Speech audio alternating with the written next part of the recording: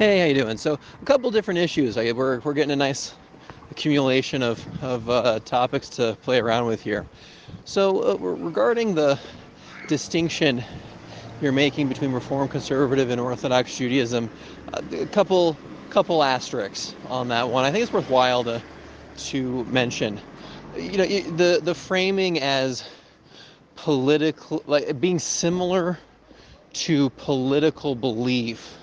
Uh, while there is a little truth to that, I it it, it, it covers over the critical difference between these two different ways of looking at the world. Just is very off the cuff.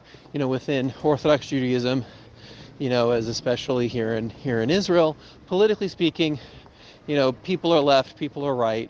I myself am more politically liberal, as opposed to, say, my wife, and so it wouldn't necessarily be the best comparison.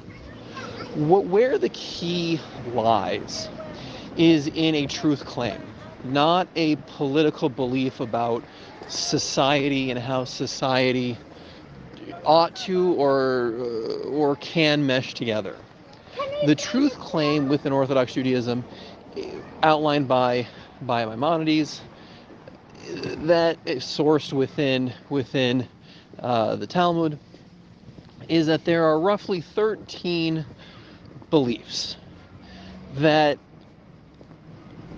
while there is some flexibility, or in some cases a lot of flexibility, in believing, there's 13 general principles that if a person is not asserting as the fabric of reality, they're simply not in the game.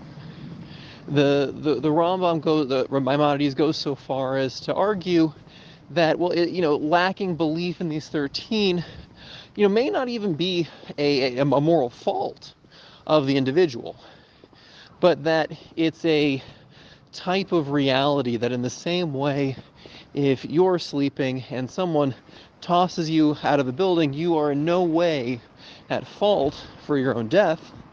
The cause and effect nature of reality makes it you're going to die. So too, on the metaphysical level, not being aware, not as Maimonides would formulate it, not having a sophisticated enough soul, is not going to allow, is going to stop, is going to deny the individual from having a spiritual life after death.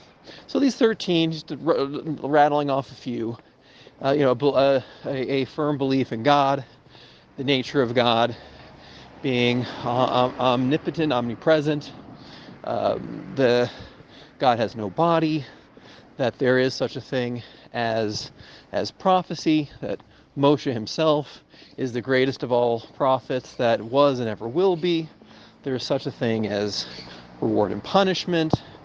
There is at some point going to be Mashiach, Messiah, and that the Rambam, actually, this kind of a little side note, goes so far as to say that one should not ever make any claims exactly that the person knows exactly when the Mashiach is going to come. Little side tangent there, and that there's going to be a resurrection of the dead. And that the Torah is from heaven, including both the written Torah and the oral Torah, and that these are not changeable. That in of itself, it deserves a very big asterisk, because while the written Torah is not something which is changeable, obviously mistakes are made. I think if you dive into that, comparing Torah scrolls from ancient Yemen to today, there's a couple different letter differences, nothing on the structural level, but the point being that the Torah is something which is immutable, it's unchangeable, it's not something man can with intention change. and that the oral Torah has a tremendous amount of flexibility. You can almost think of it as a system, that the system lacks flexibility, but that anyone operating within this system indeed is making this essential metaphysical claim that you're in. So, for example, silly example, most 99%, 99.99% of Jews in the world, before they have bread, they will wash their hands before, then they'll say a blessing, then they'll dry their hands. Yours truly argues, for a lot of different reasons, that really, in all cases, a blessing should come before, and that the unique reasons why this is not the case in washing the hands here, I personally believe are not compelling, and yours truly will say the blessing before he actually washes his hands. Even though there are numerous examples of dispute in how one ought to act in this moral, ethical, legal system, it still is within a well-defined system in which that debate, these numerous debates, take place.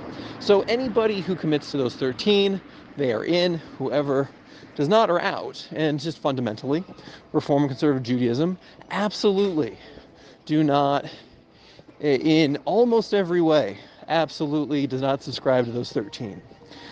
It doesn't matter if they're the most liberal, the most conservative in terms of their vision of the world, they're super duper open or super duper conscientious, which that's fundamentally what political belief is predicated on. Doesn't matter. They are not good faith actors within Judaism. So that, I thought, would be number one, addressing that point.